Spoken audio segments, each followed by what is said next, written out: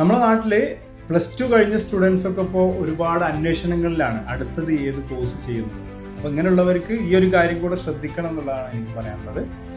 Normally പണ്ടൊക്കെ നമ്മൾ +2 കഴിഞ്ഞാൽ ഡിഗ്രി കഴിഞ്ഞാൽ PG അങ്ങനെയുള്ള ഒരു ഇതിനനുസരിച്ച് പോവുകയാണ്. പക്ഷേ ഇപ്പോൾ ട്രെൻഡ് പൊതുവെ മാറി വരികയാണ്. സ്റ്റുഡൻസ് +2 കഴിഞ്ഞ് ഒരു ജോബ് ഓറിയന്റഡ് ആയിട്ടുള്ള ഷോർട്ട് ടേം കോഴ്സസ് ചെയ്യുക, അതല്ലെങ്കിൽ പിന്നെ സ്റ്റഡി അബ്രോഡ് ഓപ്ഷൻസ് ഒക്കെയാണ് സെലക്ട് ചെയ്യുന്നത്.